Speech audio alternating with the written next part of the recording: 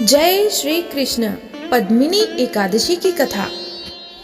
अर्जुन ने कहा, हे भगवान, आप अधिक मास के शुक्ल पक्ष की एकादशी के विषय में बताएं।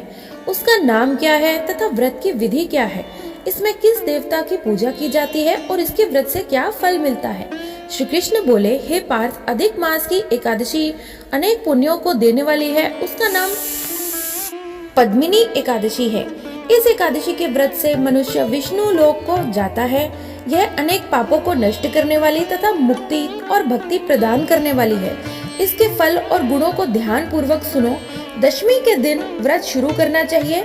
एकादशी के दिन प्रातः नित्य क्रिया से निवृत्त होकर पुण्य क्षेत्र में स्नान करने चले जाना चाहिए। उस समय गोबर, मृतिका, तिल, कुश तथा आमल की के चूर्ण यानी कि आंवले के चूर्ण से विधि पूर्वक स्नान करना चाहिए।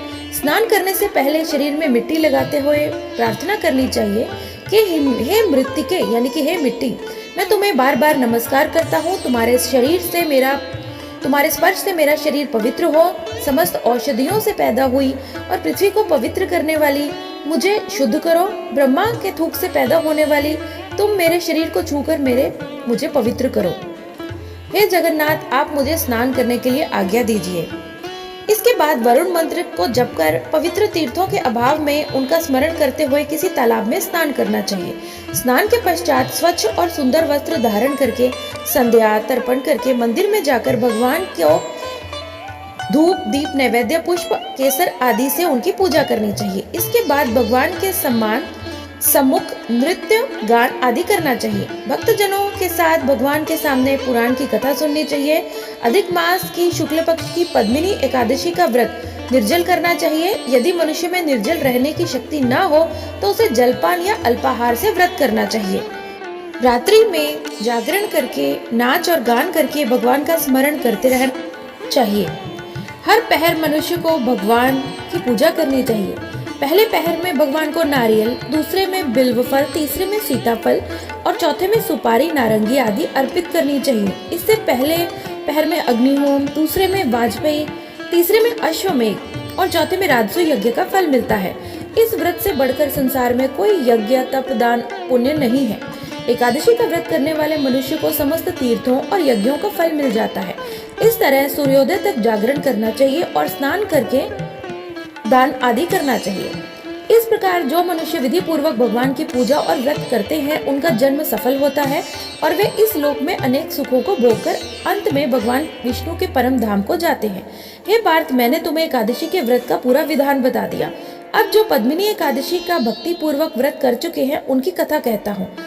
यह सुंदर कथा पुलत्स्य ऋषि ने नारद जी से कही थी। एक समय कार्तवीर्य ने रावण को अपने बंदी गृह में बंद कर लिया।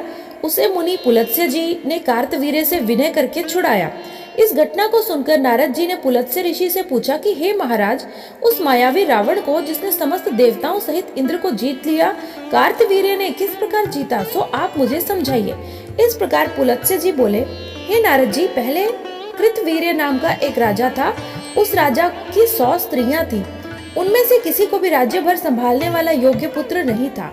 तब राजा ने आदर पूर्वक पंडितों को बुलवाया और पुत्र की प्राप्ति के लिए यज्ञ किए, परंतु सब असफल रहे। जिस प्रकार दुखी मनुष्य को भोग नीरस मालूम पड़ते हैं, उसी प्रकार उसे भी अपना राज्य पुत्र के बिना दुखमय प्रतीत होता था। अंत में वह तप के द्वारा ही सिद्धियों को जानकर तपस्या करने के लिए वन में चला गया। उसकी स्त्री, जो कि हरिश्चंद्र की पुत्री प्रमदा थी, वस्त्र अलंकारों को त्याग कर अपने पति के साथ गंधमादन पर्वत पर चली गई। उस स्थान पर इन लोगों ने 10,000 वर्षों तक तपस्या की, परंतु सिद्धि प्राप्त न हो सकी। राजा के शरीर में केवल हड्डियां रह गई। यह देखकर प्रमदा ने विनय सहित महासती अनुसुईया से पूछा, मेरे पतिदेव को तपस्या करते हुए 10,000 वर्ष बीत गए, परंतु अभी तक भगवान प्रसन्न नहीं हुए जिससे कि मुझे पुत्र की प्राप्ति हो। इसका क्या कारण है? देवी अनुसुईया बोली कि जो अधिक मास, जिसे लौंद मास या मल मास भी कहते हैं, जो कि 36 महीनों के बाद आता है, उसमें 2 एकादशियां होती हैं। इसमें शुक्ल पक्ष की एकादशी का नाम पद्मिनी और कृष्ण पक्ष की एकादशी का नाम परमा है। उसके व्रत और जागरण करने से भगवान तुम्हें अवश्य ही पुत्र देंगे। इसके बाद अनुसुईया जी ने व्रत की विधि भी उन्हें बतलाई। रानी ने अनुसुईया जी की बतलाई विधि के अनुसार एकादशी का व्रत और रात्रि में जागरण किया। इससे भगवान विष्णु उन पर बहुत प्रसन्न हुए और वरदान मांगने के लिए कहा। रानी ने कहा, आप यह वरदान मेरे पति को दीजिए। प्रमदा का वचन सुनकर भगवान विष्णु बोले, हे प्रमदे, मल मास मुझे बहुत ही प्रिय है, उसमें भी एकादशी तिथि मुझे सबसे अधिक प्रिय है। इस एकादशी का व्रत तथा रात्रि जागरण जो तुमने विधि पूर्वक किया, इसलिए मैं तुम पर प्रसन्न हूँ। इतना कहकर भगवान विष्णु राजा से बोले, हे राजेंद्र, तुम अपनी इच्छा के अनुसार वर मांगो, क्योंकि तुम्हारी स्त्री ने मुझे प्रसन्न किया।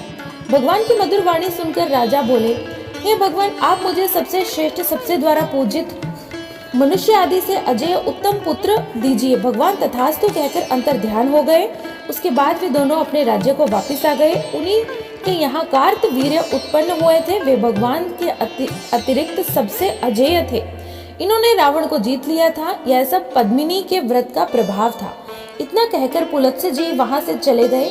भगवान श्री कृष्ण ने कहा कि हे पांडुनंदन अर्जुन, यह मैंने अधिक मल या लौंद या पुरुषोत्तम मास के शुक्ल पक्ष की एकादशी का व्रत कहा है। जो मनुष्य इस व्रत को करता है वह विष्णु लोक को जाता है। जय